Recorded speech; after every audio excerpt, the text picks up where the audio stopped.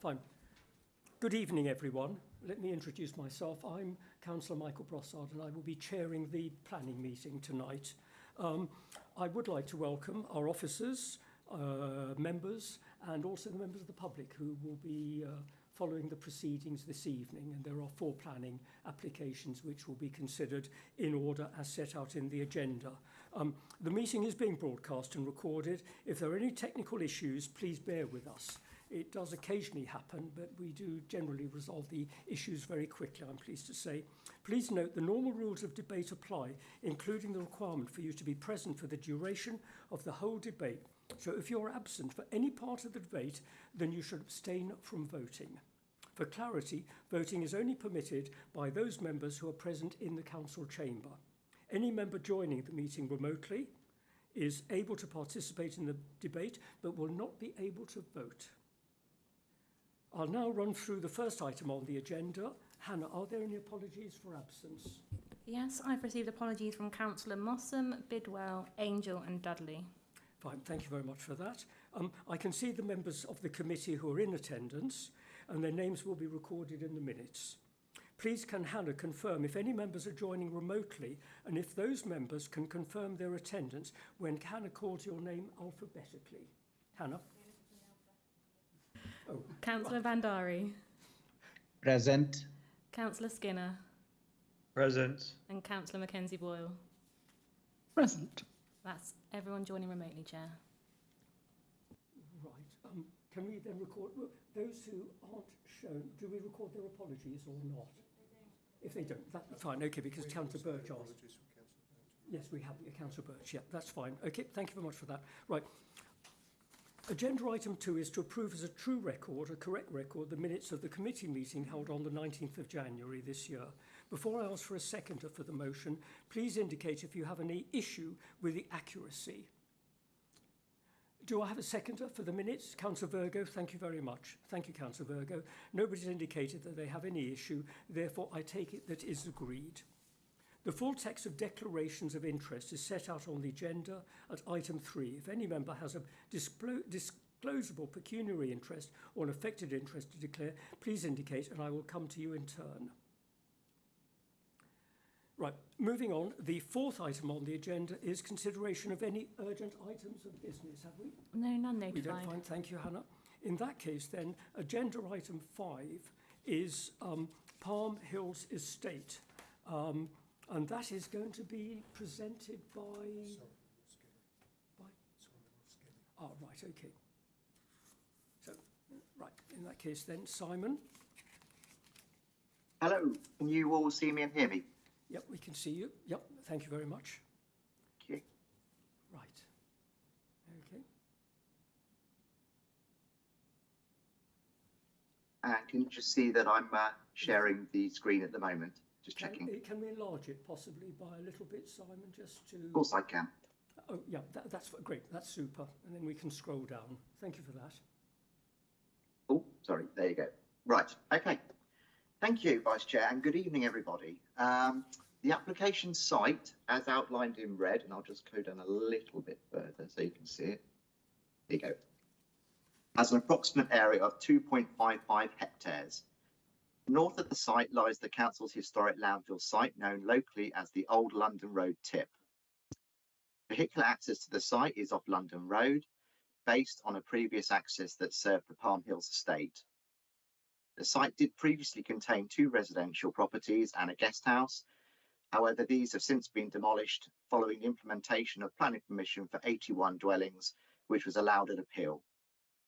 Please note that the principle of the 81 unit development, the drainage strategy, land contamination and mitigation, access arrangements and ecology are all matters that have been dealt with by the inspector when the appeal was allowed, and then subsequently through the approval of condition discharge applications.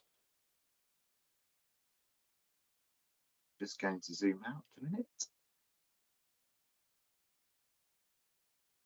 This planning application made under Section 73 of the Town and Country Planning Act 1990, this is a planning application made under the Section 73 of the Town and Country Planning Act 1990. A Section 73 application is used to seek a minor material amendment to permission and can be used to vary or remove conditions attached to an extant planning permission. The proposed changes as sought by the applicant are considered minor in nature, and that a Section 73 application is the appropriate means to assess them. This application seeks to vary condition 04, the approved plans condition of the original permission, to allow for minor changes to be made to the approved development. The site layout plan that you can see shows the 4 categories of proposed changes set against a specific colour to clearly show where on the site the changes will take place. You will see in green here is plot 1, where the garage depth will be increased. In blue, so that's here and here, are where ground floor projections would be added to the rear, replacement of first floor bedroom with study, and provision of a bedroom within the roof space with associated dormers and roof lights. In yellow, you have an existing single-storey rear projection that will be increased in depth. And in purple, you have single-storey rear projections that will be added to the buildings. I'm now going to take you through examples of each of the 4 categories of proposed changes. I do apologise, this is a bit blurry. It's probably be slightly better in the actual report itself, or actually from the plans online. However, I hope you can see enough. This is a plan of plot 1, and this is the approved scheme and the proposed scheme. And this shows in red the area that's to be increased on the back of the garage. And ground floor projections added to the rear, replacement of first floor bedroom with study and provision of bedroom within roof space with associated dormers and roof lights at plots 5 to 12 and 78 to 81. The example that I'm showing you now is of plots 5 and 6, whereby when you compare the approved floor plans, so this is the approved, with the proposed floor plans, an additional bedroom has been included within the roof space here, and internal changes to a previously approved small bedroom, turning it into a home office, and that's here, are sought along with a single-storey rear addition. That's here. You can see it from above here. Oh, bear with me. Please note that the proposed changes to the previously approved small first floor bedroom now include a reduction in the internal floor area from 6.5 square metres to 5.6 square metres, and an alteration to the layout forming an L-shape space. Although the national prescribed standard for a bedroom of 7.5 square metres is considered guidance, it is a useful indicator as to how realistically the study could be used as a bedroom. In this case, the L-shaped study at 5.6 square metres is not considered large enough to be used as a bedroom.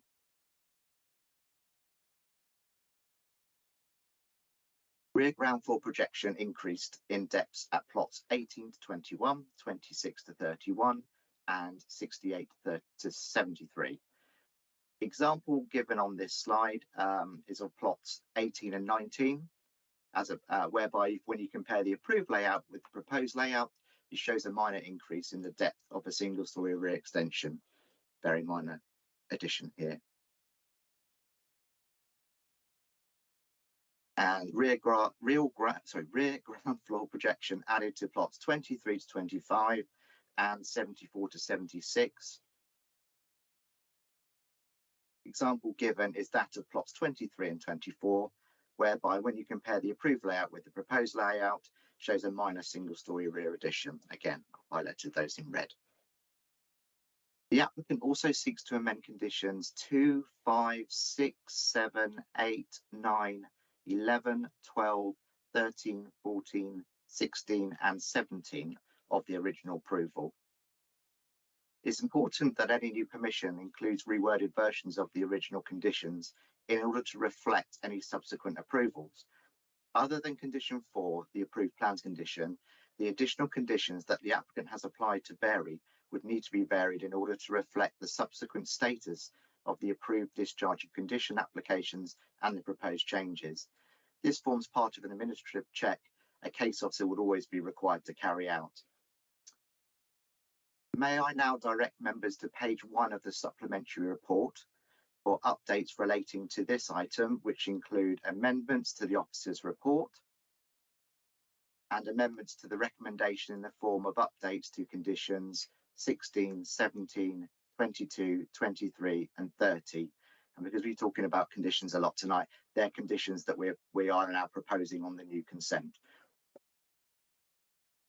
To conclude, the proposed minor changes are not considered to result in any adverse impact upon the character and appearance of the approved scheme. They would not result in any significant impact upon residential amenity, as the changes would not appear overbearing, would not overshadow, and the second floor back-to-back relationship would be no less than 32 metres apart. The local highway authority do not require any additional on-plot parking to be provided, as overall no additional bedrooms will be provided, with the proposed L-shaped studies now included to meet an identified post-pandemic need for specific home working space. As such, the proposals would not result in any highway safety implications.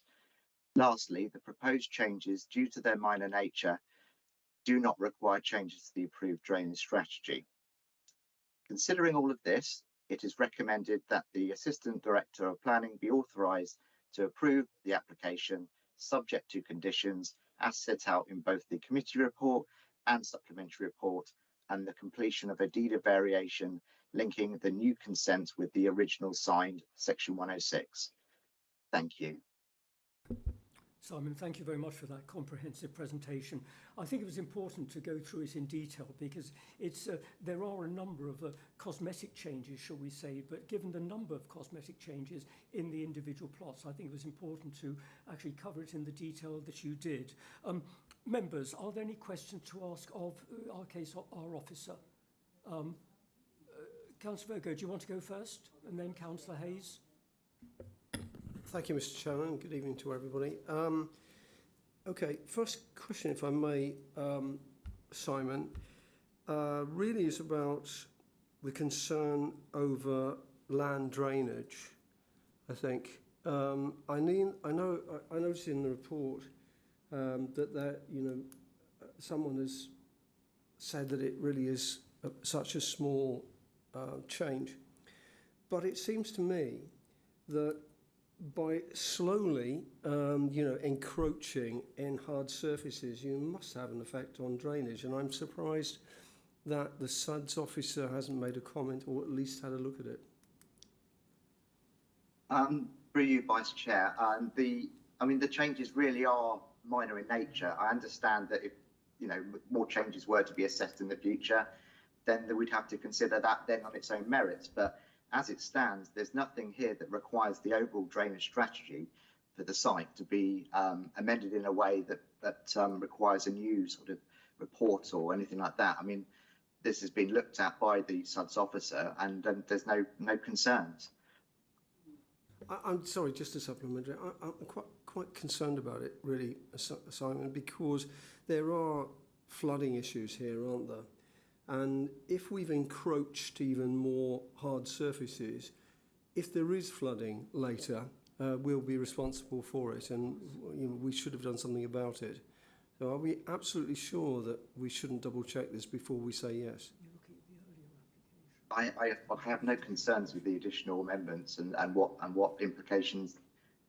I don't believe there are any implications in terms of drainage on that. It's not really that much hard surfacing that's actually being proposed. It's, at the end of the day, it's just the actual built form itself, which would then drain into the existing drainage or SUDS drainage scheme that's been agreed already and signed off by condition. I don't see it being a problem. Okay. I'll move to another question. I'm just interested in something you said earlier in the presentation about a room is not considered a bedroom. Where does that come from? Who decides what a room measurements is or is not a bedroom? Yeah, so we have prescribed standards that you can apply, but again, they're just guidance. We don't have any policy on this. So we've taken the view with those standards in place and looking at the actual shape of the bedroom and size, that to me, it's not something that you would really want to use as a bedroom. And for that reason, we have stated that, and that's why the local highway authority have taken that on board in their response. And we also have a condition present on the actual consent that we're going to limit those dwellings in question to 3 bedrooms. So they wouldn't be able to use that as a bedroom anyway. There's an enforceable But you condition see- linked to it.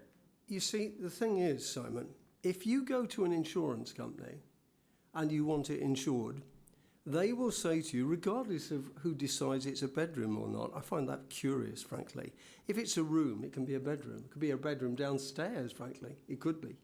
But, you know, they'll say how many rooms are there. They'll judge it by the rooms. I know, because I've just done my house insurance. And if you've ever done house insurance at the moment, it's more and more information. So I can't see how we can say that, frankly. It's another room, which could be a bedroom.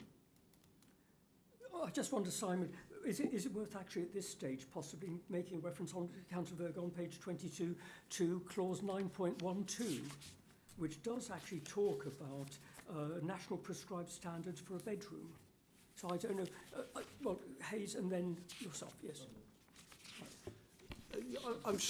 Mr. Chairman, I'm sure that's true, but I'm just questioning it from a layman's point of view, that if that is an extra room, it can easily be a bedroom, and that's the end of the matter.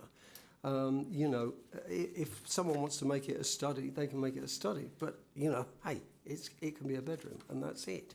So we should judge the house by the number of rooms upstairs that could be made into bedrooms, surely. I believe it's conditioned, isn't it? There's Simon, I'm looking. It is, yes. Looking And also, I mean, they have designed the bedroom, they have designed the study in a way that actually limits its use with, you've got the airing cupboard and you've got the L-shaped layout, and that with the condition, to me, restricts that room to being used as a study. And more people are using studies or home offices now. I do myself.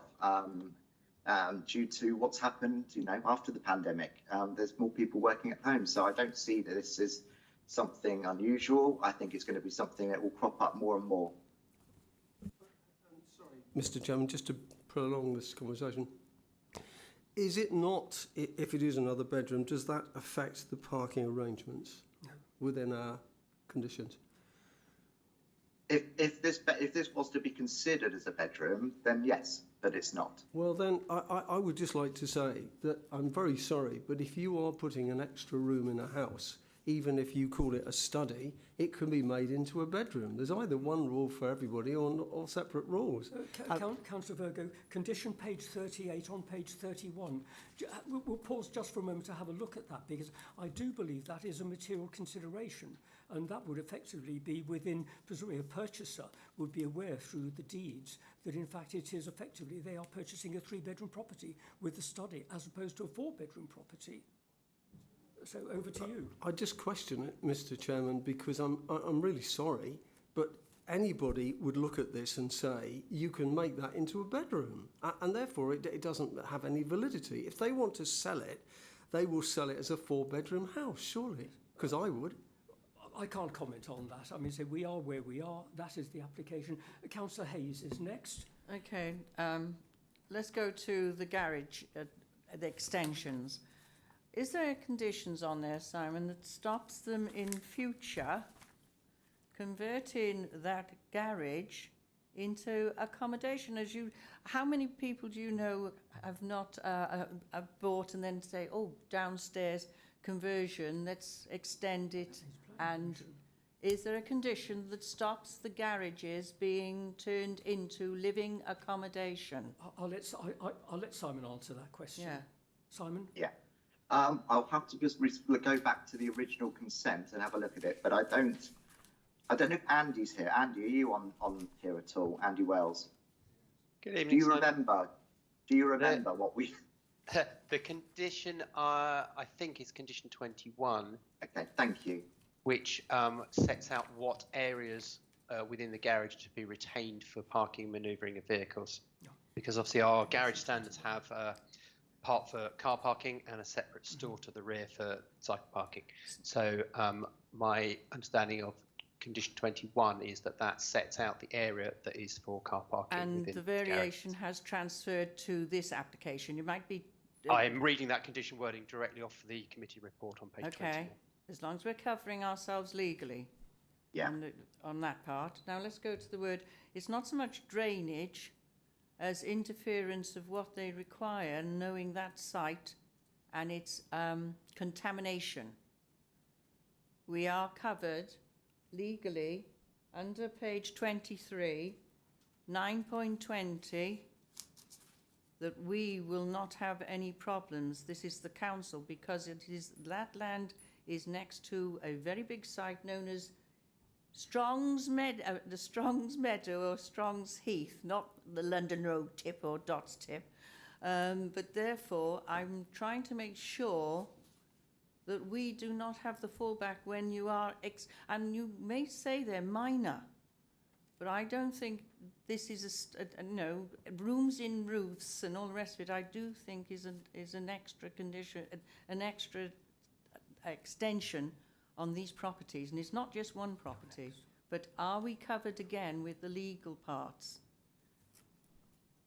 Hey, I'm not quite sure what you mean by the legal part, but in terms of the land contamination, I mean, that was all dealt with at appeal, and the conditions have been signed off, and this doesn't affect that in any way. 9.20 variations on page Yes. 23. They will be made sure that they pass on to this one, and it is tightly, legally put together.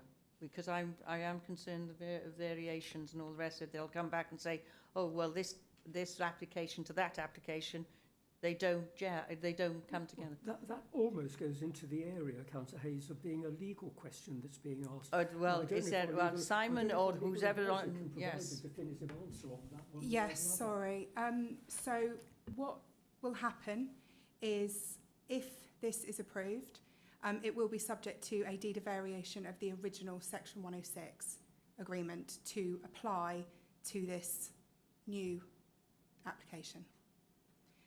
In terms of the contamination point, though, I don't recall there being any provisions specifically relating to contamination because they were dealt with by condition.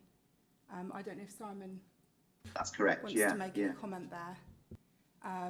But the Section 106 will apply. So the planning obligations from that Section 106 agreement will apply here as well. Yeah. Okay. Fine. Okay, Councillor Hayden next, and then Councillor Brown. I've got a couple of points, if that's right, Chair. Simon, would you mind, I think it was the second slide you put up, which actually showed the different colours of the different houses. Is that the one? Yeah. No, it was the one that was the schematic of the whole site, where you got the yellows, the blues, the purples. Is that not sharing at the moment? Oh, that's it, yes. Sorry, that's Yeah, it. sorry, it's probably a bit of a lag. To be painful, sorry about this, would you quickly go over that again in terms of what each colour means? Okay, yeah, no problem. Yeah, sorry. So what we've got here, so I'll start with the green. Green is the property, plot 1 is the property with the garage that Councillor Hayes was referring to a minute ago, with the increase at the back of the garage. So that's that one. You've got then in light blue, ground floor projections in these properties here, and roof accommodation added with associated dormers and roof lights, and that is the property that has the study in as well. These blue ones here have the studies. The yellow colour refers to rear ground floor projection increased in depth. You can see on the back where the rear projections are.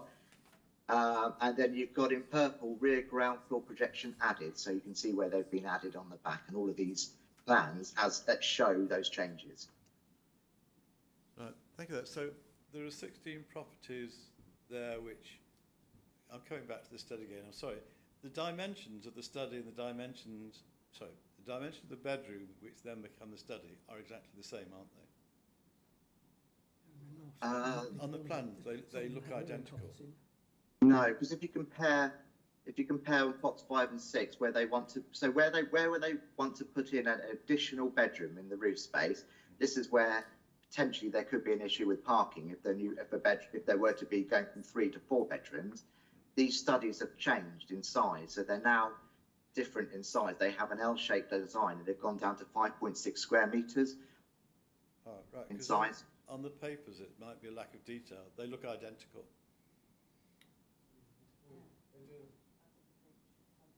No, the doors have changed, and there's a linen cupboard that seems to be within the corner of the actual room itself, and then that's actually then accessed from the hallway, so it's not the same size in terms of the actual study itself. I don't know whether if I just zoom in, can you see that at all? I'm looking at, on page 17 of the papers, as an example, that's plots 23, 24. Sorry to jump in, Simon. Is this the plot plan that's changed in the supplementary report? Yes. So page 1 of the supplementary report, I think, contains the plan you're looking for. All right, well, I was looking at the plans on page 17. If you tell me whether they're relevant or not relevant, because approved have got bedrooms in it, and then the as proposed have got studies, but Just go down and have a look. it looks like they're identical sizes. That is a plot where they've gone from a 3-bedroom to effectively 2 bedrooms and a study. So the number of bedrooms, there's not living accommodation in the roof space in that. No, so as shown on page 17. Okay, what they've fine. done with those, is that they've just kept the bedroom, the room itself we're referring to on that plot is exactly the same size it was approved, but they've changed the name of it to study. So, but because it's the same size, I don't refer to it as changing to a study. And anyway, they're not adding any additional bedrooms to that property in the roof space. Right, so they're actually reducing. If anything, but to be honest, because it is the same size as what was approved, and then it was considered a bedroom, it's a 3-bedroom house, and it has enough parking for that. Right. So I hope I wasn't being too pedantic, but I got through. No, not at all. I think it's a bit sorry, it was a bit confusing. Right. Just a second question. You did mention that the Strongs Heath is to the north of Palm Hills. It's to the north and to the east, isn't it? Yes, sorry, yeah. That was, a correct. Yeah, I mean, I've dealt with this application since it came in originally, and the site is affected by the landfill site in different sort of areas of the site. So you've got areas within, let me just zoom in, areas within the corner of the site here, which actually are significantly affected by the proposal, hence the design, and you've got the flatted development and the open land, and the flatted development has the car park underneath. And then you've got other degrees of how it's impacted on the site. As you go further away, it's less of an impact. And all of that has been taken into consideration when it was appealed, when it was discussed, when the conditions have been signed off, and environmental health have been very much involved in that.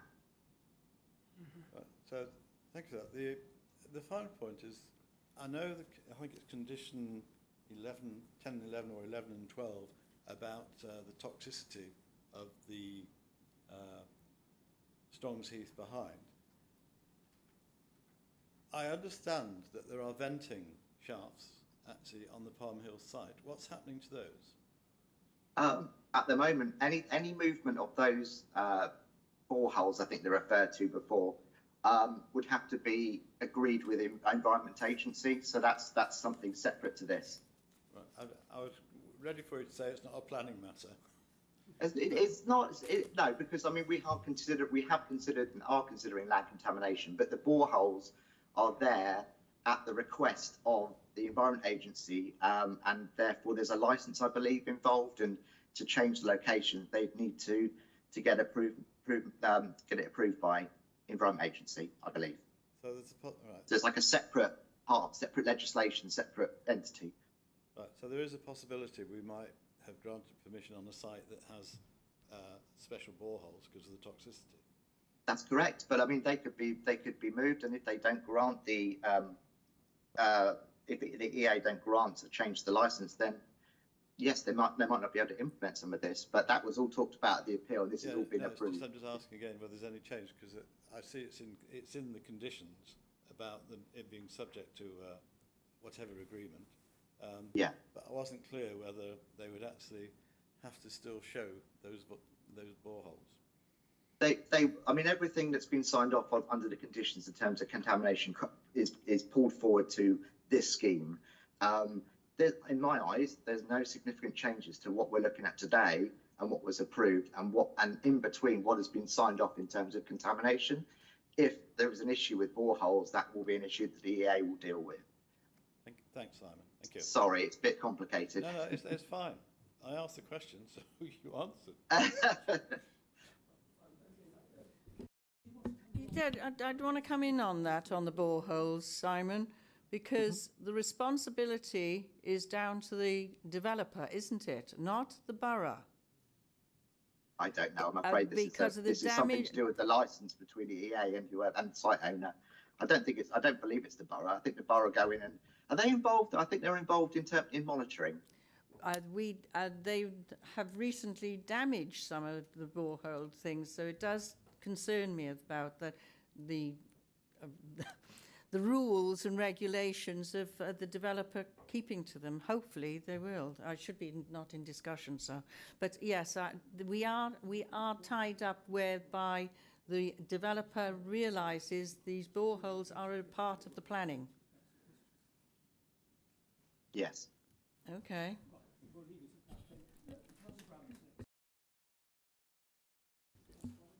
Thank you, Vice Chair. I was just wondering about the dimensions of that study, whether a single bed would go along the back wall under the window, because that, that would be entirely feasible as a bedroom then.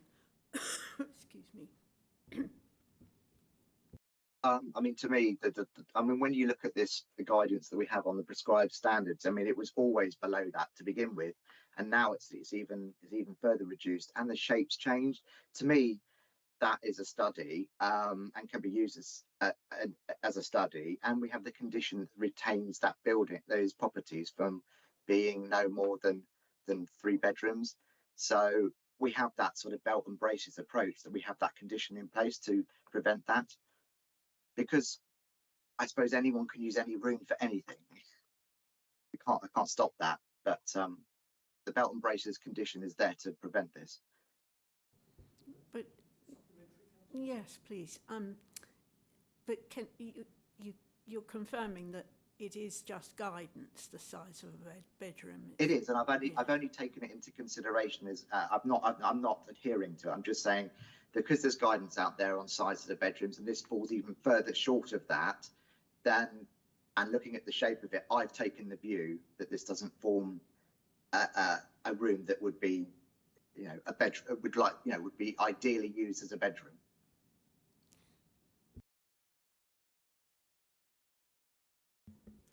Thank you. Yeah, just wondering, it's probably just a technicality. If it was used as a nursery, is that classed as a bedroom or not a bedroom?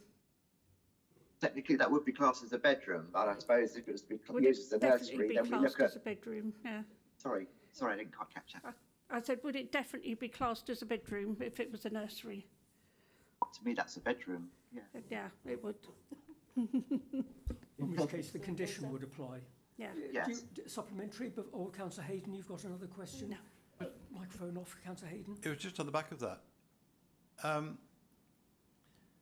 many? Right, the number of bedrooms have stayed more or less the same, haven't they? Yes. But how many studies are there which weren't there before? 10, I think. But the ones the studies that have changed in shape and size are in the properties where there is an additional bedroom being added in the roof space. The studies that you've seen on other plans that the applicant's chosen to label as a study are the original bedrooms that haven't changed in size. So I've just counted those as bedrooms because they haven't changed in size since it's been approved. Right. The ones that we'd be really concerned about would be when they start to add a bedroom, say in the roof space, like you can see on the screen, and then we had the bedroom as is before, but they haven't. They've changed the dimensions of it. They've changed the layout of it. And now, to me, that looks more like a study that you would find to do some homeworking, and then we have that condition. Simon, thank you. Fine, thank you much. I think every member's had the opportunity of asking questions of Simon. I don't have any specific questions because they've been covered in the supplementary. There were a couple of questions that were raised at the chairman's briefing on Monday, but those have now been covered.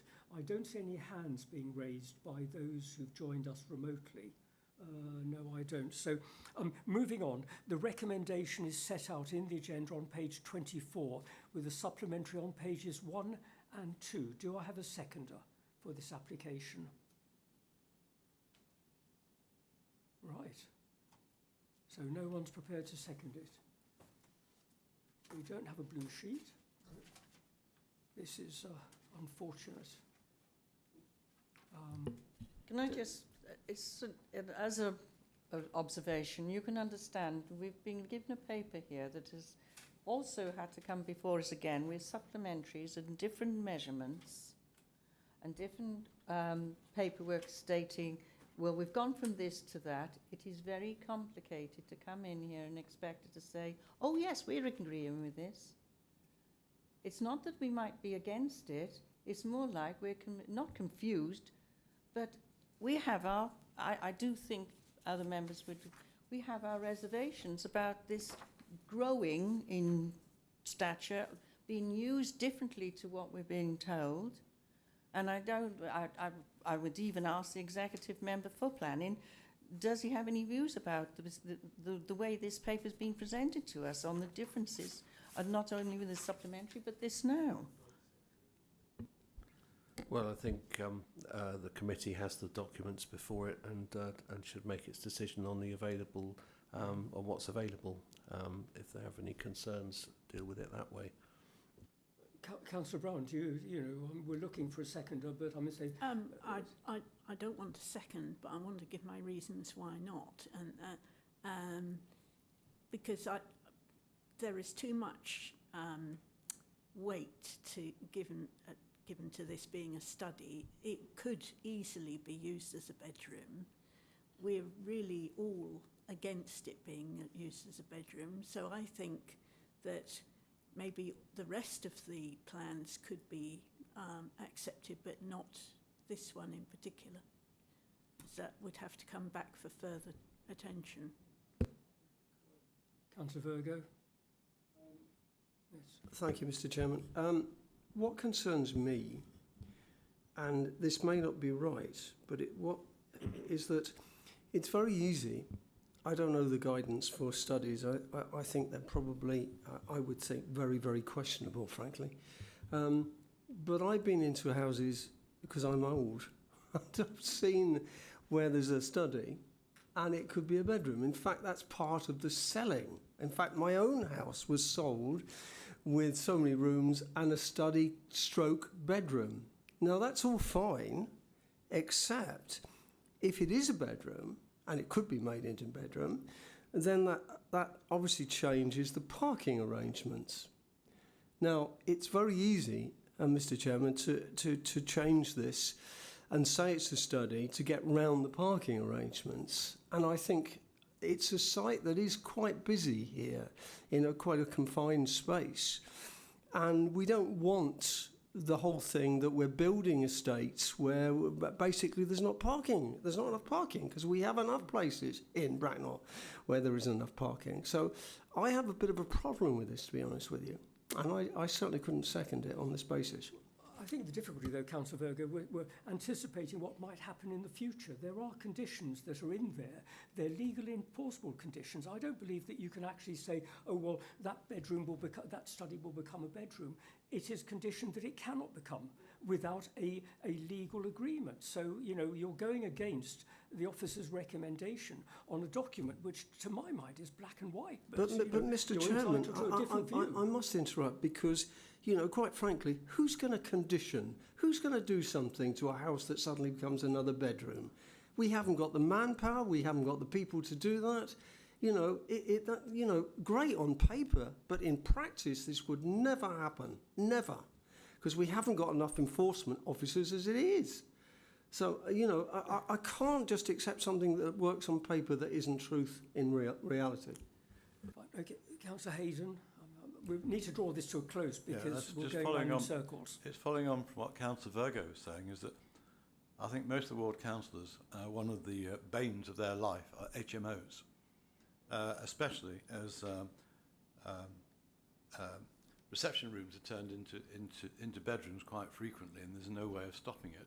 So if something goes through as a 3 or 4 bedroom house, but by the time they add 2 or 3 reception rooms as well to make it an HMO, but it's never policed.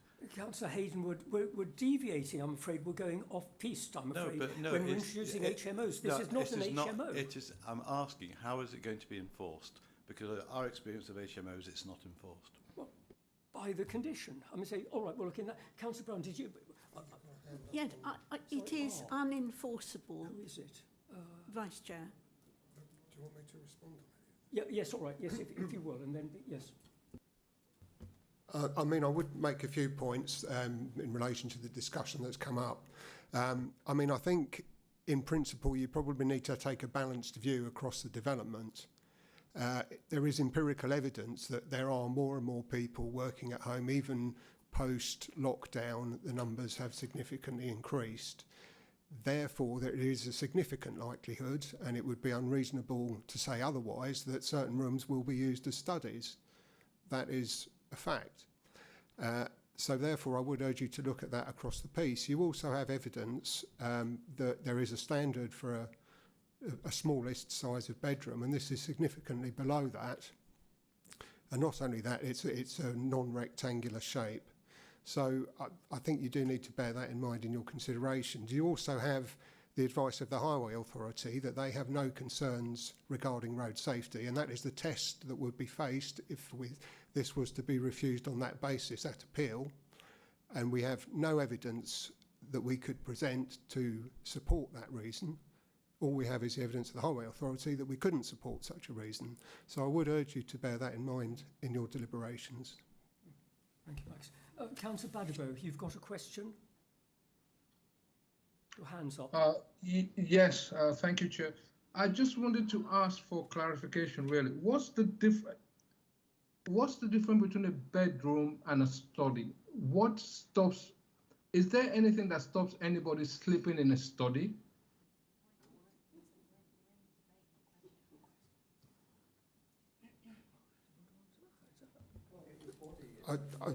I mean, the point has been made that we are now in debate rather than questions.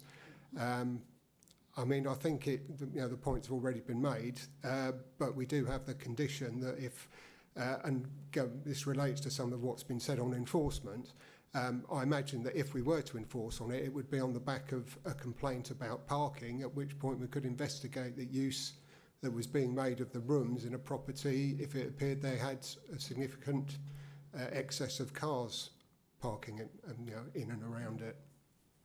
And at that point, we would be able to carry out an internal inspection and check whether rooms were being used as bedrooms or not. Councillor Badibo, do you have another question, or is that your hand? Yeah, I mean, we're in debate now. I'm assuming I've just been reminded. So I would just say, I mean, this to me is just another sort of trying to use the back door to try and get something in, and to try and kind of cheat the system, if I must say. Studies, there's nothing stopping anybody from sleeping in a study.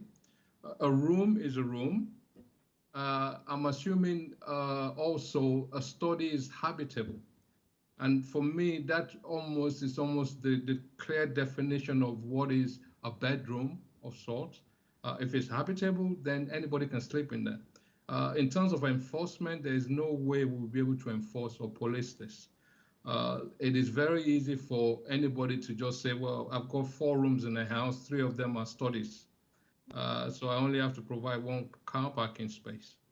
I think we just have to, I know we cannot sort of determine what something is going to be used for in the future, but we also have to be mindful of tenants or owners that are going to buy this property in the future as well and use it in the future. They can use it for the room for anything they wish. It's a room, and we cannot police that. So I cannot support this application. Thank you, Councillor Badibo, although you understand that you will not be able to vote on this. Yes, Chair, I was late. Thank you. Thank you very much. In that case, then, because I think everyone has had an opportunity to express their sentiments on this, which presents obviously a difficult situation, we then need to put it to the vote. The recommendation. No. No? It's not been seconded. Oh, it hasn't been second. Well, no, but it has. Oh, well, yes, in that case, then, I need someone to propose an alternative motion. Councillor Brown, are you putting your hand up for the alternative motion and the Well, I would reasoning suggest behind what it, or Councillor Turrell? Sorry, I would suggest what I mentioned before, that we should accept all the designs except for this one house, because it is because it could be used as a bedroom. This plot now has 3 double bedrooms plus the study, which could be a single bedroom, whereas before it had 2 double bedrooms and a single bedroom, and that's quite a difference in usage. I mean, if all of those bedrooms were fully used, then you'd have 7 cars potentially, and that's really out of order. I don't, we really need to restrict this to the things that we can pass and take that as a separate case, please. Yeah, in that case, I'll let Mr. Baker answer the question.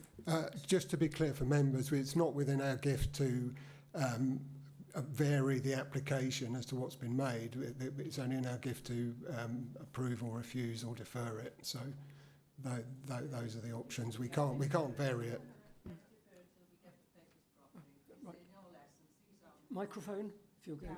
Oh, sorry, I was just going to say what we'll have to do is defer, but an alternative motion will need to be presented in the meantime, and then we can bring it back to the next committee, where it will need to be presented on again. Although I think because this is not a planning application in itself, it is application 73 whatever. Yeah. I think the members in this room and those who are watching, and a member of the public, if they were there, they would have the same as us. We're being asked to do something that says a library or a study or whatever, and it's not confusing. It's as if we're rubber stamping something that hasn't been brought to us clarified clearly. Right, fine, thank you. Councillor Turrell, we'll try and wrap this up. Thanks, Mr. Chairman. I think in the interest of taking this forward sensibly, I think the committee does appear to have raised some points which need clarification. It would seem to me the sensible thing would be to defer this, address the points that the committee would like clarification on, and that could then be addressed in a future presentation of this. Has this been before the committee before? So it could be deferred and brought back again. The original application came to the committee. Yeah, but this section 73. No. I think it would be better, but if the committee are concerned about things, I think to do it that way. That would be what I would move, Mr. Chairman. Councillor Hazen. If that's an alternative motion, I'll second it. Right. I'm happy for that to be considered an alternative motion. In which case, I'm happy to second it. Yeah, We are. Fine, okay then. So the recommendation then, the alternative motion is that we defer the application to a future planning meeting, which may be the April one or may not be. Fine. Then we. Can I just ask a point of process? Are we allowed to have an in-depth briefing on this application before it comes again? Is that allowed? I think we've all still got questions in our mind, and I suspect some of our understandings might be a little bit flawed. Are we allowed to do something like that? And I think a site visit might be appropriate. Well, let Ms. Baker. I'm sure that can be arranged for any members that wish it. Yeah, we can do that. So we're putting it to the vote, aren't we, for the alternative? No, it's just deferred. Right, okay then. Right. I hope the next one isn't going to be as challenging. Right, in that case then, what has happened? This is there we are, that's better. Right, in that case then, we now move on, colleagues, members, to planning application number 6, which is 6 Wilberforce. Who is going to present that? Is that Louise Fuller? It is, right? Yes, Okay, it is. Louise? Yeah. Okay. Good evening. The Thank you, floor is Chair, yours. Vice Chairman. Okay. Can you see the screen okay? No, not yet. We'll wait. It takes a moment or two for it to Okay. pop up, so we'll Wait for that to give it come a through. pause. Ah, yes, that's fine. And that's the right, more or See less. that the now? right- That's super. Yeah, thank you for that, Louise. Is that large enough for you? Yeah, it is. Yes, thank you. Right. Thank you, Vice Chairman. This application seeks to obtain planning permission for the erection of an annex ancillary to the main dwelling. Just show you the block plan here. This is the proposed annex. The annex measures at 7.4 metres in width, 5.5 metres in depth, and 3.4 metres in height. Can I just remind the members that condition 4 has been added to ensure the annex remains ancillary to the dwelling. The existing property has benefited from an extension, which I should show you now, which is here, and it's currently being used as a bedroom. The existing property has also benefited from extensions and outbuildings within the rear garden. The application site contains a reasonably sized rear garden, which currently contains 3 outbuildings. This is the garden here, and this is the current extension. A sufficient level of private gardening space is to be retained following the construction of the annex. The proposed annex is not considered to result in a disjointed appearance and will not appear at odds with the existing street scene. This is the property here, and obviously it's set quite a way back, so it's well screened by the existing vegetation. Scroll page. The submitted block plan and the photos taken from the rear of the application site reflect the relationship between the host dwelling and number 7, which is the closest neighbour here. The existing fence, which can be seen on the photograph here, and the separation distance between the 2 neighbouring properties mean that no harm to the residential amenities of the occupants of this property are considered to occur. In terms of the impact on the adjoining semi, which is number 5, no impact is considered to arise given the separation distance and the existing patio. In terms of the supplementary report, can I just draw the members' attention to the comments that have been received from the Highways Authority regarding the impact on parking? This property is a 4-bedroom semi-detached property. The photographs prove here that the property is being used as 1, 2, 3, and 4 bedrooms. There are currently no parking for these any cars on site, and the 4 parking spaces to the front of the property here are unallocated.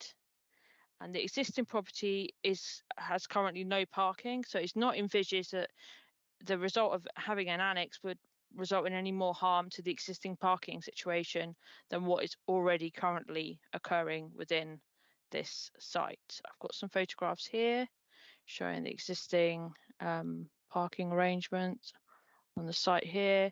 Obviously there's off-street parking, the cars here. And therefore the case officer recommendation is to approve, subject to the conditions outlined within the officer's report. Louise, thank you very much for that. Also, thank you for the additional photographs, which followed on from the question that I raised at the Chairman's briefing on Monday. I think it's important to have a full montage of photographs to actually understand and to complement the report that you provided. So thank you very much for that. Members, do you have any questions? No? Right. Oh, yes, Councillor Turrell. If I could just ask, so we have the block plan on the screen in front. Would it appear to you that number 7 has already been extended?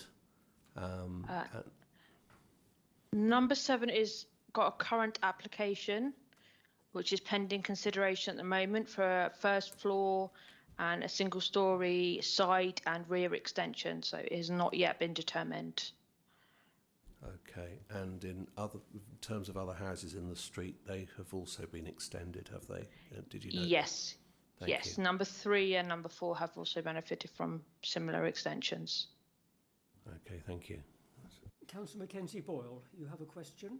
I do, Chairman. Thank you very much indeed. Thank you, Louise, for the photographs. They're very, very useful indeed.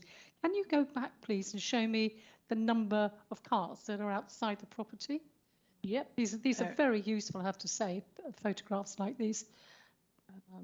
The 4 allocated ones is probably the best. So I've got to find them. So may I These ask, ones. so each of those cars parked there all belong to that property? Well, these 2 here belong to this property, and these 2 here belong to this property. And but there's a very good relationship between the neighbours within this cul-de-sac. So if someone needs to park there, they seem to move back to accommodate another car here. Yeah. And obviously, if someone moves, there's always there were 3 when I was there, taken up, and 1 available. Okay. But most times they are all occupied by people, so they tend to use those. Okay, so what we have then is a 4-bedroom property that only has parking for 2 cars. It doesn't actually have any parking defined because they're unallocated parking spaces. This is the problem, and the land is owned by Silver Homes, so we don't have any control over. Yes, because over that land. I just get a bit nervous when I hear the words parking on street. It does not adhere, this house at the moment, and then we're going to have another possibility of another bedroom, does not adhere to our SPD at all, I'm afraid. So thank you for showing us this way. Thank you very much, Louise. I appreciate it. Thank you. Councillor Badibo, you have a question? Yes, thank you. Thank you, Louis. Is there a door to the extension or annex to the back of the house? I think there's a sliding door, am I right? Or is that just window? Yes. Yes, there is. So there is a door that could make this almost like ancillary to the house? Oh, sorry. Yes. Yeah. Yeah, but there is a condition that will be added, hopefully, to restrict it to remain ancillary at all times, so it can't be used as a separate unit of living accommodation, because obviously it is capable of being used as a separate unit. Condition number 4. Is condition 04 on page 38. Yes. So correct, Chair. Again, if the door is there that leads outside, it could be used as that, unless there's a policeman outside every day. Well, it's got a condition, so they'll be in breach of planning permission if they were to do that. Okay. Can I then, my second question, if a house does not or did not have extra or any parking in the past, this application now, as a new application, we will have to then consider the parking situation, regardless of whether the house had parking before or not. Am I right? Would you like me to pick that one up, Louise? Yeah, if you could, Andy, yeah. Andy Wells, Highways. In situations where we have an existing property, the parking that is associated with the previous permission on that property is taken into consideration. So, for example, if we go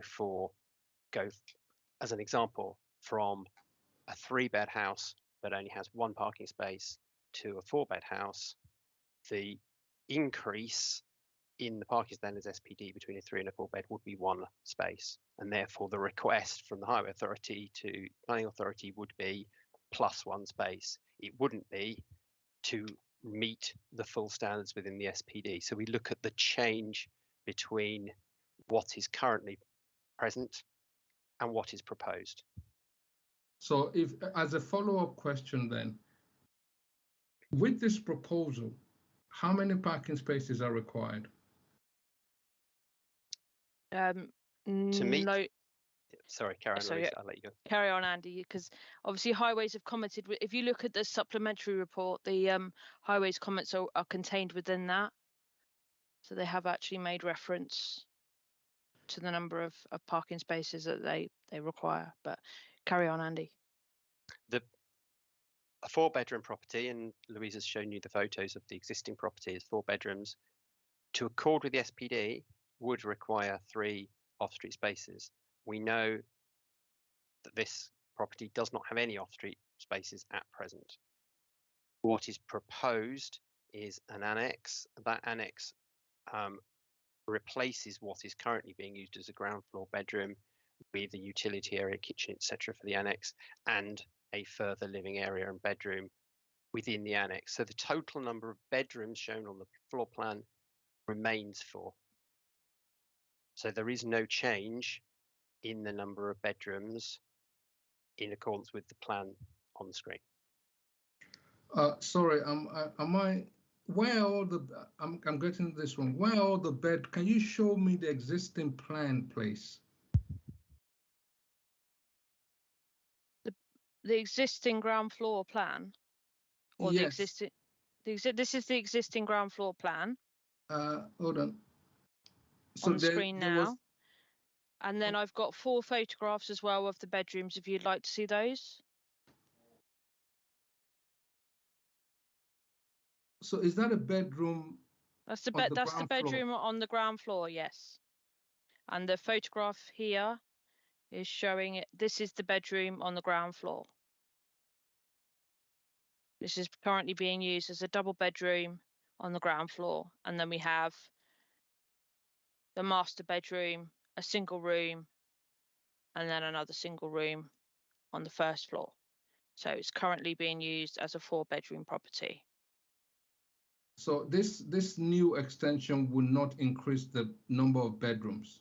No, because it's an annex. It's not classed as an increase in bedrooms. It's an annex. It will be attached to the property itself. It won't be increasing the size of the dwelling house. It'll be increasing the footprint.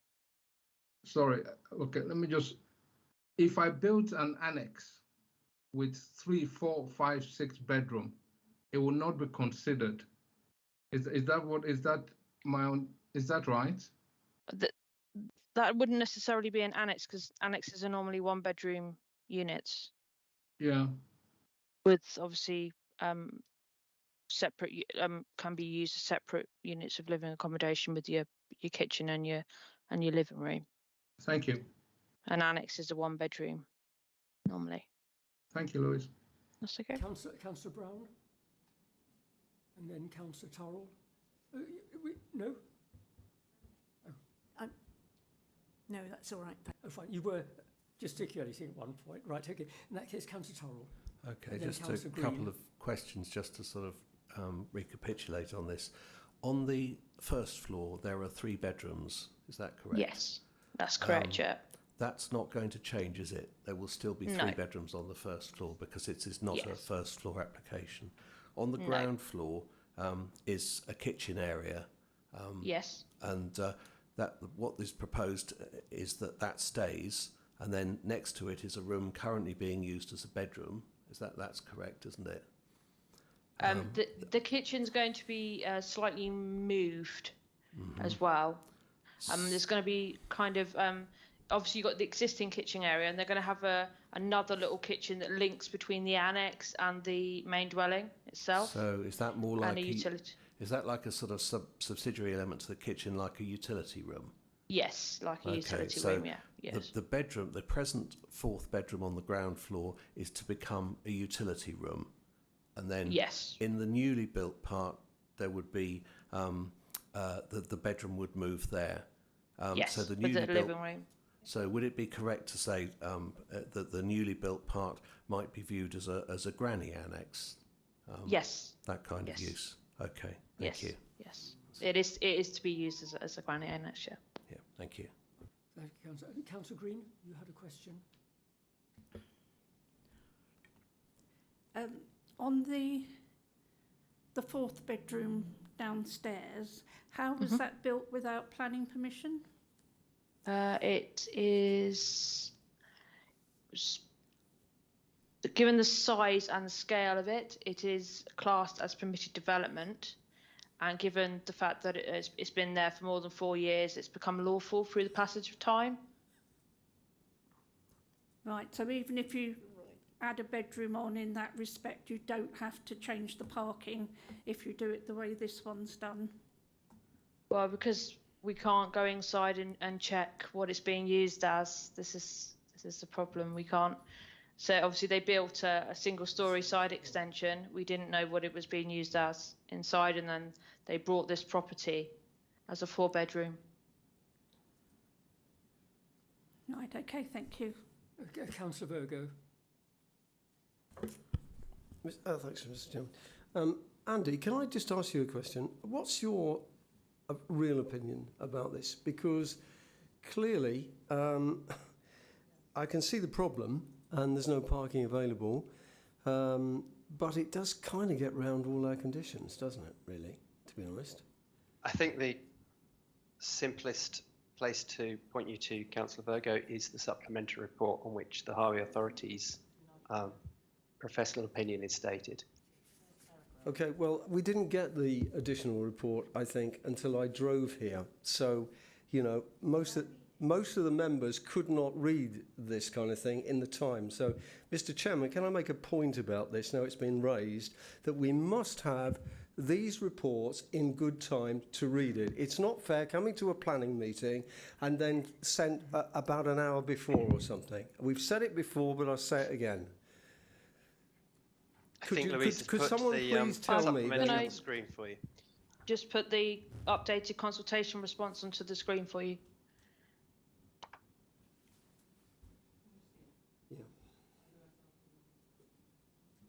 Chair, can this be made a little bit bigger even, please? Yep. And get rid of the bit on the side. Councillor Virgo, microphone on. Yeah. Oh, I'm sorry.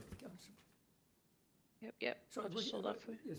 Could this be made a bit bigger, please, and get rid of the panel on the side? That will make it bigger. Yep. Lovely, thank you.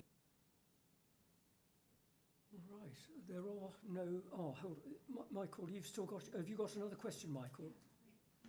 Yes, please. Yes.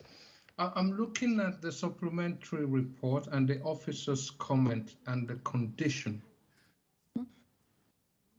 It says, should the applicant wish to use the annex as a separate dwelling? Now, I don't understand what that means, because we cannot, is it, if the applicant is a separate dwelling, is that a different family using, I'm trying to understand what exactly that means in this context. Can you explain? Yes, this means if it's to be used as a separate dwelling, it will require a planning application in itself. So am I, okay, just in my mind, I'm thinking separate dwelling. Is that if it's rented out in any way, shape or form? Yes. Okay, yes. So can we make that, I mean, is it a normal or a planning thing to make this as clear as possible that if money exchanges hands, right? Because then it's very straight to the point. Could that be the condition? I can rephrase the condition to add in additional wording if you require that, yeah, and if it's seconded, yeah, of course. Because I think that is the only way we can be assured, because of the short of removing the doors to the outside thing, because we're not going to police this. It's the only way I think we can ensure that this condition is upheld. So if that is a thing, that my question is, could we do that? And you've answered yes, that is possible. Thank you.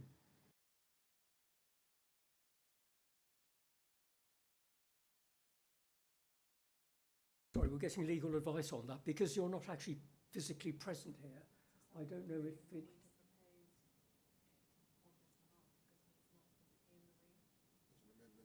There'll be an amendment. Then it needs someone within the room to make the amendment. Yes, that's what I'd understood, because obviously Michael can't make the amendment, can't vote. It would need, Councillor Turrell, would you be considering making agreeing to that amendment? I'm not a member of the committee, so is it in order for me to make an amendment? I think it probably has to be a committee member, doesn't it? Don't worry, I'll get to my car now. I'm coming. There speaks a man of practical approach. So effectively what we are saying is that the recommendation is set out on page 38 with a supplementary. On page 2, there is I need a seconder for it. And fine, thank you very much for that, Mr. We need to vote on. Do we vote on the amendment? I think we need a seconder for the. Well, you need to vote on the amendment first, don't you? Yeah. Oh, right, voting on the amendment then. Right, those in favour of the amendment as proposed by Councillor Turrell, please indicate. No. No? Someone needs to propose. Oh, fine. But Councillor Turrell's already proposed it. He's not the committee. Ah. One of the committee members, so anyone else in the room, apart from Councillor Turrell, needs to propose Councillor Badibo's amendment. Right. Could you repeat the amendment? Microphone, sorry. Could you repeat the suggested amendment, please? Do you want to put the microphone on, maybe, Hannah? Michael needs to. Yeah, I think Michael needs, because I'm.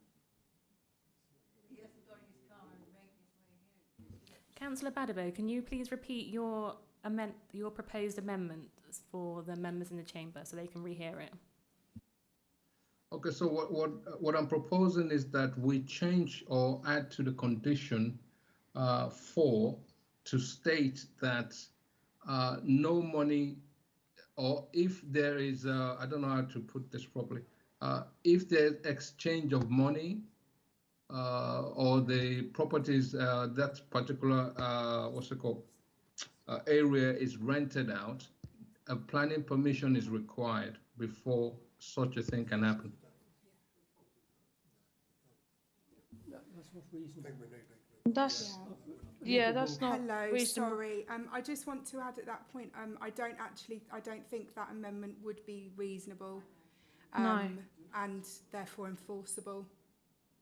No, I thought he meant like for the selling of the property. No, as in not the council selling. tax, but not that what you're suggesting there. Well, okay, so the reason why I think the reason why I said that is because there's no way of stopping people from using this, as a separate annex. It's not possible. Condition. Yes, there's condition 4. But the condition means nothing because it just says words, but it cannot stop, and it's also very difficult to enforce because you don't know this. It's impossible.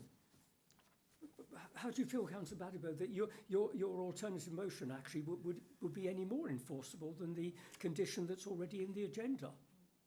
Because then to be used, you cannot use it as a separate dwelling if it's a family member. You can only you tend to use it as a separate dwelling if you're renting it out.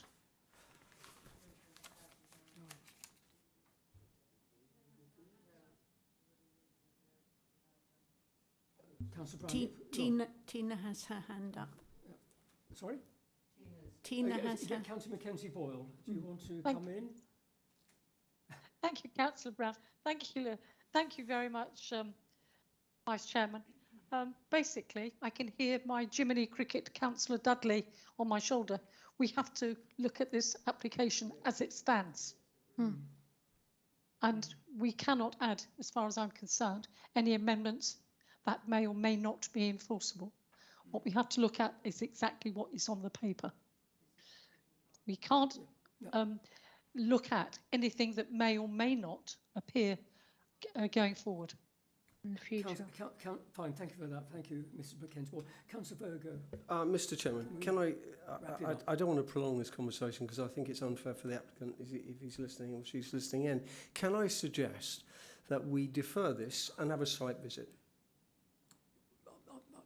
No, for what Then purpose? put it to the vote. What more will be achieved by deferring it? and Well, meeting again in a month's because time? the parking layout is questionable, and I think everyone's made that point.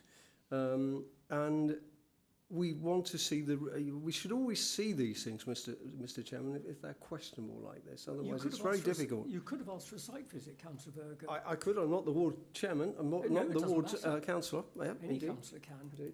But I'm suggesting it now. So, otherwise, Mr. Chairman, let's get on with it, please, and Well, put yeah, it to the when vote. we get on with it, will be to take the vote. That's what would be my recommendation. I know we haven't, no, but I'm trying to sort of avoid deferring it because I'm not convinced that we'll achieve any more by deferring it than we can achieve by putting it to the vote this evening. We have a recommendation on the table. I'm looking for a seconder. Councillor Brown, sorry, microphone. Yes, I would second it because I can't see a way forward to make it separate unless there could be some way of clarifying that legally if we were to defer it. Can I just add in that the condition does actually say at no time form a separate dwelling. It is quite clear in the condition in the wording. It does quite clearly say on there. And it has been checked by legal as well, the report itself, so. Well, sorry, Councillor Hayden first and then Councillor... If you need a seconder, I'm prepared to second. we've got one. Councillor Brown, I think, seconded. Councillor Hayes, is there anything else you wish So to that add? would just clarify that if they were to use it as that Airbnb or whatever, the local people could come back to us and enforcement and state it's being used inappropriately to the conditions that were set. So it would be Yes. down to the local people to be made aware of these conditions as well, so they've got some form of comeback as well. Yep, okay. Right, in that case then, Councillor Hayden, you didn't... Right, okay then. In summing up, really, I'm going to say... sorry. Oh, sorry. Yes, Councillor Mackenzie Boyle. Oh, thank you, Chairman. I know how far we've moved along on this, but I will not be able to support this application whatsoever. I could have done at one point until I heard the words parking on the street. Recognise, of course, Like, Ms. I Mackenzie obviously Boyle, that ca- I obviously- you actually can't vote on it. I was about to say, sir, that I cannot vote, Right. but I can't. But I can say I can't support, but I can't vote. Your sentiments have been noted. Right, in that case then, in summing up, we have a situation that I think we've explored in great detail the aspect of the parking considerations, the emphasis, I repeat, on condition 04, which I think is very clear, and I have to say is unambiguous. And it really is on that basis that I feel that, that we should move forward with this. Does the seconder wish to speak? Microphone. Yes, please. There isn't a change of number of bedrooms, and we do have this condition. I think people in normal houses can rent out rooms as Airbnb anyway, so I'm not sure what we could achieve by refusing it. And so I think we have to go ahead. Councillor Hayden. And then Sorry, Councillor Tyrrell. Chair. Can you just, where is it? I've lost it. It mentions about it being ancillary. So I've lost it on my screen now. It's something about ancillary to household use. Sorry, I've lost the actual words here now. It's on page 38, condition 04. To the residential use. Yes. Yes. Right. Is there a full definition of that explains purposes ancillary to the residential use of the dwelling house? Because if that, is that meaningful or meaningless in terms of enforceability? I think you'll have to make your own judgment on it. I don't know if you, Max, want to define ancillary. I mean, ancillary, well, I mean, it means what it says. I mean, obviously, we're in debate rather than questions, but I mean, this is a very common and fairly well understood planning term, and there is doubtless case law relating to it. But I mean, I would take it in its common sense that the kind of uses and activities you'd expect to be associated with a single household. Common sense. Thank you. Councillor Badibo, you have already spoken. Sorry, I thought we were in debate now. I asked yes. questions. Yes, fine. Carry on. Am I able to speak, Chair? Yes, yes. Thank you. I know I'm not able to vote, but I cannot support this application primarily because of the parking. And I think it's with the design of the plans and the fact that the bedroom downstairs was actually or is now being proposed to be converted into a kitchen, and looking at the plans submitted, we now have almost like a separate flat, a one-bedroom flat downstairs attached to this house. And there's also a door leading from the outside. So technically, you could use this particular extension without ever going into the main house. There is also, if we look at the plan, there's like a small door from the new kitchen, right, to separate the, the main house. So it is very easy to separate this extension from the main house and still make this extension fully usable. To me, that is a big problem, because then it definitely can be used as a separate dwelling, which will also now introduce 1 or 2 cars. If it's an extension to a normal house, you expect the number of occupants to not change. But with this extension, I expect the number of occupants to change. That means the number of cars as well changing. Like I said, I cannot vote, but I hope people will consider that when they are voting. Thank you.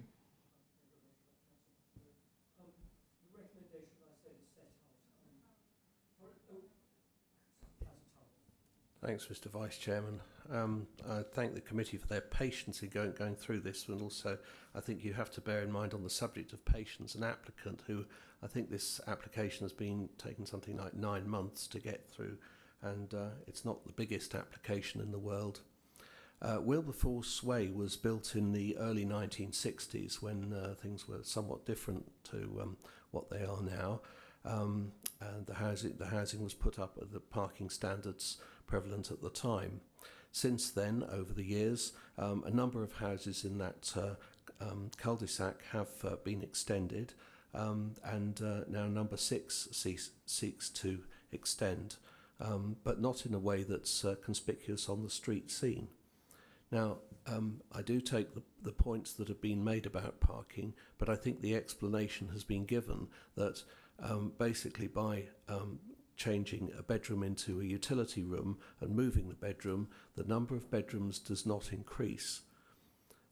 The intention is to use this for what is known as a granny annex. So it's a dwelling, and it's not like a separate dwelling, but it's ancillary to the main house. So I would ask the committee to bear that in mind in considering how this application goes forward. In common with many streets in Bracknell, but perhaps to a lesser extent than some, there is on-street parking for some of the houses.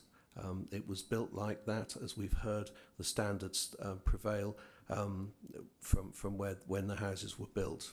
So I think that is an important consideration. I do believe if the committee were to reject the officer recommendation, the applicant would have a successful chance at appeal. So I would urge the committee to support the officer recommendation, which has been the subject of a considerable amount of work, with the subject to the condition that we talked about that has been discussed earlier. the case officer has put in a considerable amount of work on this application, and other officers have also worked to get this sorted out and to get the clarity to put things before the committee. I appreciate that it is difficult. It is difficult sometimes to take on all the salient facts. But I think in coming to the recommendation that they've put forward, the officers have looked very carefully at this in terms of bringing it to the committee. So I hope that provides some reassurance that members of the committee can vote for this application. Thank you. Right, thank you very much for that, Councillor. Councillor Hayden, microphone's on. Turn that off. Yeah. In fact, interesting enough, I see that the application was actually registered in July of last year, so it demonstrates the amount of work that has taken place to secure the outcome that we are at. I believe now we're in a position to ask members to vote on it. So those in favour of the recommendation to approve, please indicate. Those against? Those abstaining? Fine. In that case, the motion is carried. Thank you very much for that. Mr. Chairman, excuse me, could I have 3 minutes break? If we're only just chorus, I'd better ask you for that. What should we call it for? A short break? 8 minutes. Or less.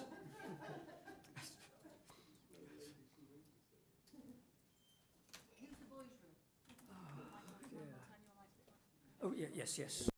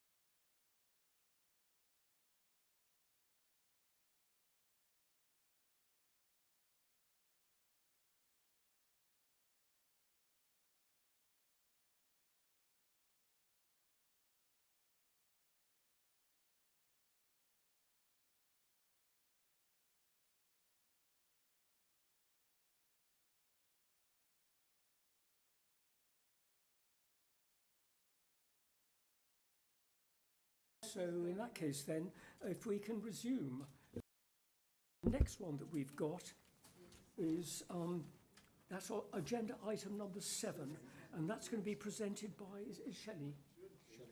Shelley Clark. Shelley, are you there? Hello, hi. Oh, yes, Can you are. everyone- Loud and Hi, clear, hi. yes. Can everyone see and hear me? I think so, yes. Okay, I'm going to share my screen. Okay, can everyone see my screen? We can. Yes, Shelley. Okay, thank you. This is an outline application with all matters reserved for the redevelopment of the site for up to 3 dwellings, so at Catamon, Palladro Avenue, Bracknell. Okay, so here you can see the site. So the application site consists of a bungalow, we've got a garage and outbuildings. Neighbouring properties are farm close to the rear. We have another bungalow to the north, Winterfell. We have a terrace of properties to the south, and we also have a terrace of houses opposite. There are level changes within the site. So here you can see the land slopes downwards towards Winterfell. It also slopes gently downwards towards Farm Close. And here you can see the rear of the site, so from the rear of the site. So the proposal is for an outline application with all matters reserved. The application therefore only relates to the principle of the development for the construction of 3 houses, rather than matters such as access, layout, appearance and landscaping, which will be considered at a reserved matters stage. However, although the application is for the principle of the development only, an illustrative layout was submitted with the original application. If I can stress here that this has been subsequently amended as shown on the following plans. So here I'm going to do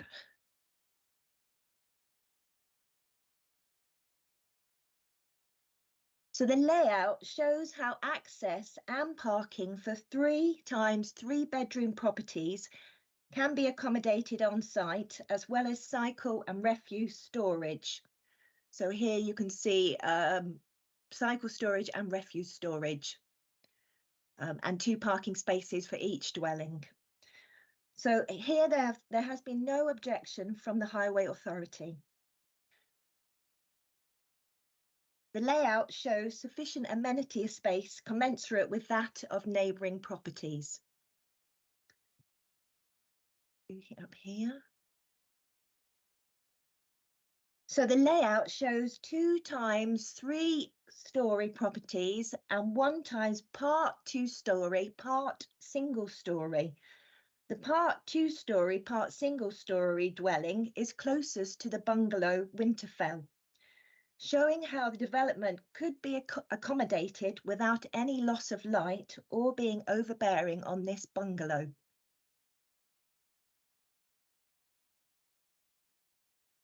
Dwelling number 3 has been reduced in scale from the previously submitted illustrative layout to reflect or to consider its impact on Winterfell and properties in Lawn Close. The 3-story properties are closest to the terrace of 2-story properties. The properties are 3-story, however, there are no windows. If I show you this, there are no windows in the rear elevation, only roof lights. So here you can see on the rear elevation there are only roof lights.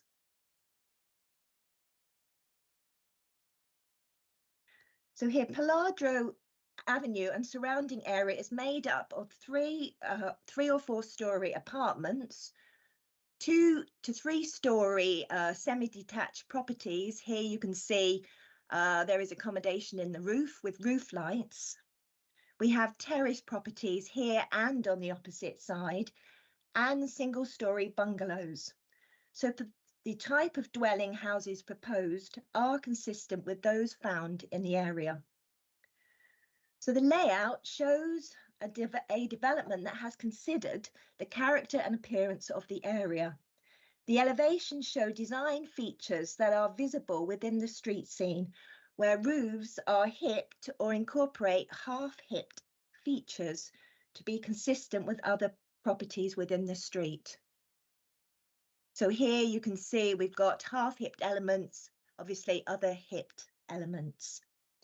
So it is therefore recommended to approve the application subject to a Section 106 to secure contributions towards the SPA and conditions. Thank you, Vice Chairman. Shelley, thank you very much for a very comprehensive report. In some ways, it's unusual to have this level of detail on what is effectively an outline planning application, but I think it's very helpful in actually understanding what the plot represents in terms of the configuration. And the fact that it was actually registered, I see, 7.5 months ago, shows the amount of work that has gone behind the scenes, you know, and is worthy of recognition, I have to say. It's thank you very much. Quite a task, but well done on that. Members, do you have any questions to ask of the case officer? Councillor Green. Yes, thank you for that. Very well presented, thank you. I just have a couple of questions. I don't have a real problem of 3 houses being built there, but I think with the second story, in the area that they would be out of price, because the other ones further up have just got the non-looking out windows, and it would be better if these were in line with the bungalows or the ones next door to it. Is that something that we can discuss further on in the reserved matters of how they look and how high they are and everything? Well, certainly. Yeah, sorry, so this is an application for the principle of the 3 dwellings only. Yeah. The layout has been submitted to show how it can be accommodated, but obviously this is for the principle of the 3 dwellings only. The layout, the design, the layout, access, landscaping will be considered at the reserved matters stage. So it's only for the principle at the moment. If you request it. If you request it, because obviously normally the mechanism, if there are more than 5 objections or a councillor wishes for it to come forward, then yes, it will be considered at a subsequent planning meeting.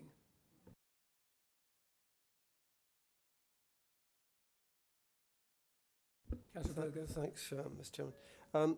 Shelley, can I just ask, and I'm sorry if I've missed this, but the parking is okay, is it, with these? Yes, it is. Yes, they've shown sufficient parking and, like I say, cycle storage. But of course, it's an illustrative layout. But on this layout, they have shown it, and highways have not objected. Okay, thanks very much. Shelley, would it be worth just bringing it up again, really, so that all the members can actually see it? Okay, let me just do that here. So I'm just going up. You come out of here. Oh, and I will blow that up for you.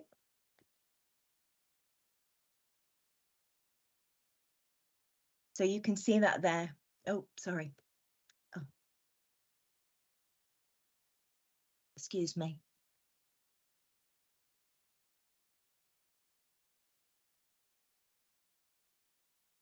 Oh. So here you can see, I'm just going to try that again. Yeah, so here we've got the 2 parking spaces for the 3-bedroom properties, and you can see, yes, you've got the cycle storage and the refuse storage. Fine, thank you for that. Any other member wish to ask questions of the case officer? No, in that case then, I think we can move on to the recommendation, which is contained on page 50. Do I have a seconder? Councillor Hayes? Right. The recommendation is set out. I think it's a very comprehensive report despite being an outline one, and the parking aspect has been covered, as one can see. And equally, of course, the point that Councillor Green had raised is that there is the opportunity for us to look at the application when it comes forward as a full planning application, which will be in the future. I think that's an important reassurance, and that's really a matter of keeping an eye on the planning list that comes out on the Tuesdays to then flag the need, and if you feel it's appropriate, Councillor Green, for a site visit maybe to take place. It could be useful, I think, because of the height differences, the bungalows, the flats, etc., and the windows and such like. So there is that opportunity for it to come forward. Does the seconder, do we have a seconder? Yes, Councillor Hayes. I concur with what you say. Fine, okay then. Well, we've said really, I think, sufficient to put it to the vote. So I will be putting the recommendation. Councillor Hayes, do you wish to, you're satisfied that we put it to the vote? Sorry? Does it, Councillor Brown. I would just like to comment, because I was very concerned about this. Because of the old bungalows being lined up there, a little road, and the newer houses crammed in next to that one. But seeing the space available and the possibility that you won't overcrowd the remaining bungalow as that was, then absolutely possible. Yes, I think a site visit would be invaluable. Go back and look at it again, it'll be excellent, I think. Thank you. Good. Okay then, Councillor Hayes, you said you. Anyone else wish to speak? No. In that case, then, can we now put it to the vote? Those in favour of the recommendation to approve, please show clearly. That's unanimous. Fine. Thank you very much. In that case, then, the last planning application tonight. And this will be presented, I believe, by Joe. Yes, that's correct. Excellent. Good evening, Vice Joe. Chair. I'm sorry we've kept you waiting for so long. No problem. I'll just share my screen and hopefully you can see that now. So this application relates to the resurfacing of the Sang car park at the Bucklers Park development, which is currently under construction on the former TRL site in Crowthorne. It is before the committee as it's a scheme being promoted by the Director of Place Planning and Regeneration. The site lies within the SA5 allocation, however, it's designated as countryside. It provides a car park to serve the Sang, which is an area of alternative natural green space, which is intended to divert recreational use away from the Thames Basin Heath Special Protection Area.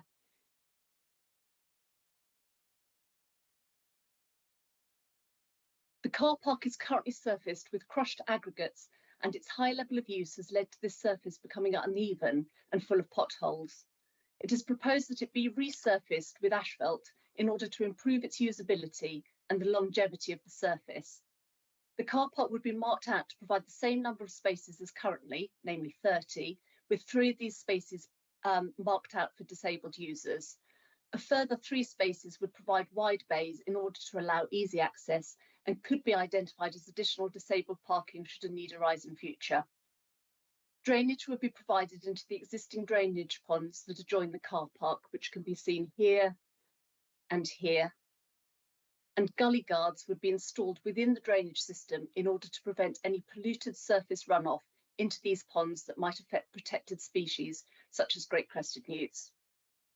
Natural England have confirmed that they support the resurfacing works as they would improve the quality of the visitor experience, consistent with their guidelines for Sangs.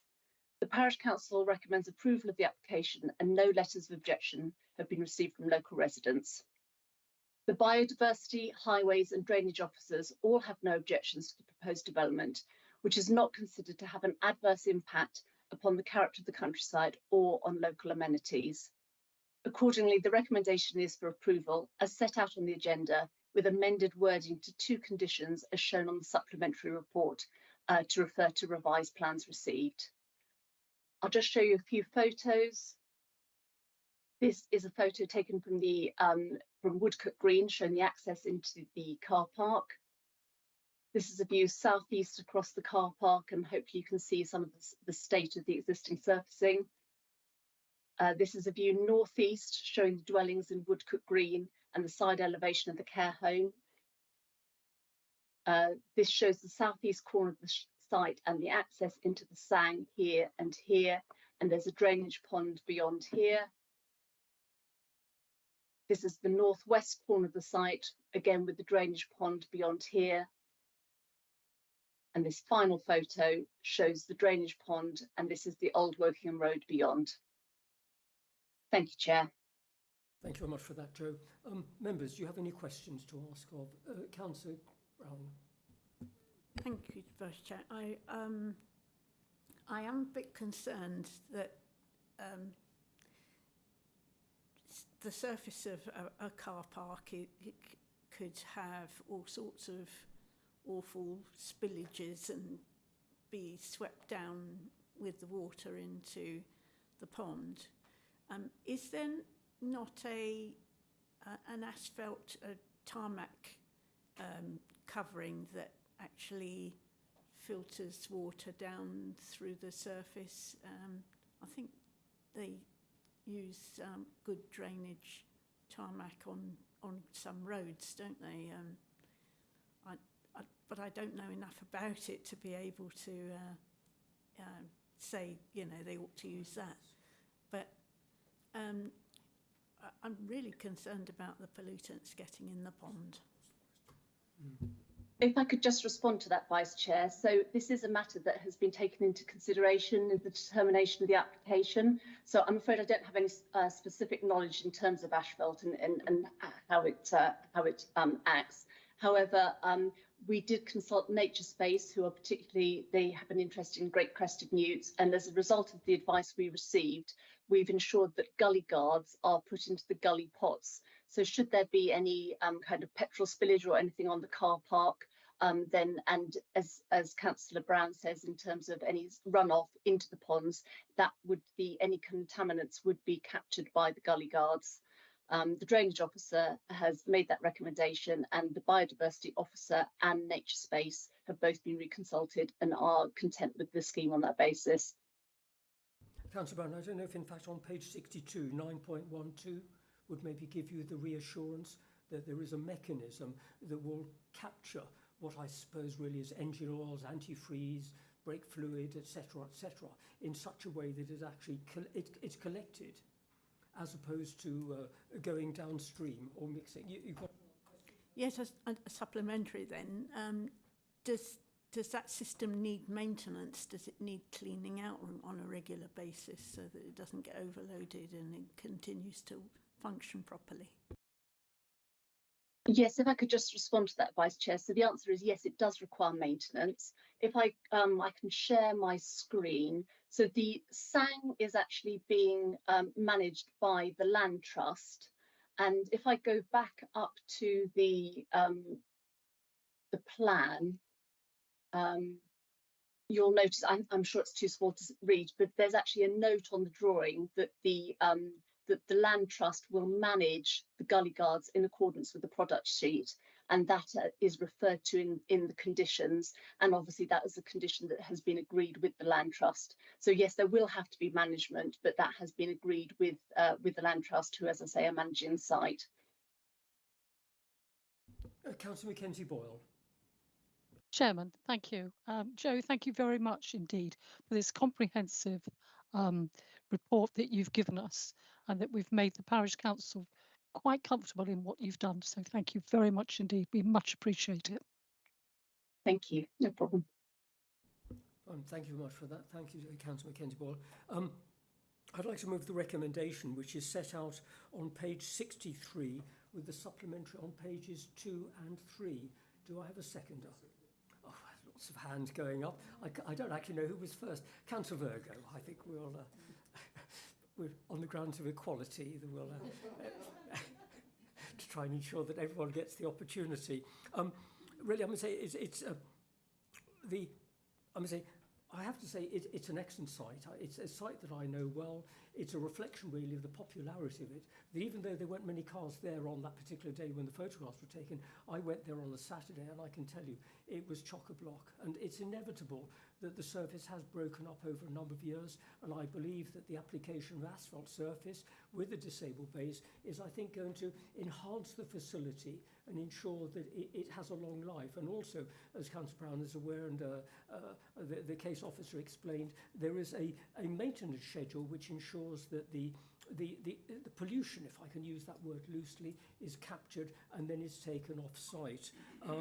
Does the seconder wish to speak? No, reserved. Right, in that case, then, does anyone else wish to speak? I think we'll then move on to the vote. Those in favour of the recommendation to approve the application, please indicate clearly. That is unanimous. Right, thank you very much. If we can then find out when we are offline, please, Hannah.